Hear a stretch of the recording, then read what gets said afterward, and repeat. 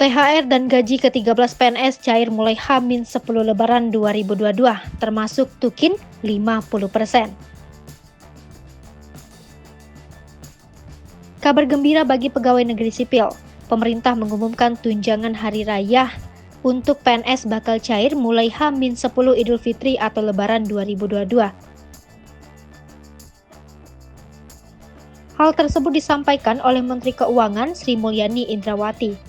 Tak hanya itu, Sri Mulyani pula menyampaikan soal pencairan gaji ke-13 bagi ASN.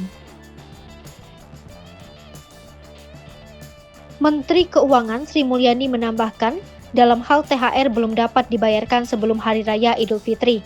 THR dapat dibayarkan sesudah Hari Raya Idul Fitri. Kementerian Keuangan menyebut bahwa pencairan THR dan gaji ke-13 2022 akan cair dimulai pada periode H-10 Idul Fitri. Kepastian mengenai pencairan gaji ke-13 dan THR ini berlaku untuk seluruh ASN, TNI, Polri, ASN daerah, pensiunan, penerima pensiun, dan pejabat negara. Sebelumnya, skema pencairan THR PNS pada 2021 diberikan secara bertahap yakni pada H-10 hingga H-5 Lebaran atau Idul Fitri.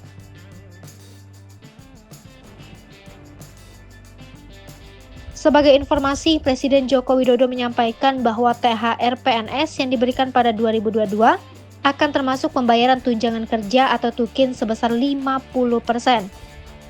Tunjangan tersebut diberikan untuk ASN, TNI, dan Polri aktif yang memiliki tunjangan kinerja.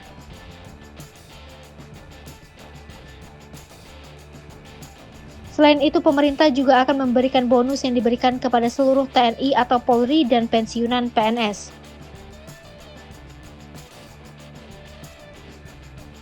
Dikutip dari Kompas.com, pemerintah kembali menggelontarkan Tukin pada THR dan gaji ke-13 kepada ASN, TNI, dan Polri aktif yang memiliki tunjangan kinerja karena suatu alasan. Perlu diketahui, selama 2 tahun masa pandemi, para ASN menerima THR hanya berupa gaji pokok dan tunjangan melekat tanpa Tukin. Kini Tukin akan melekat pada THR dan gaji ke-13 yang diberikan kepada masing-masing ASN.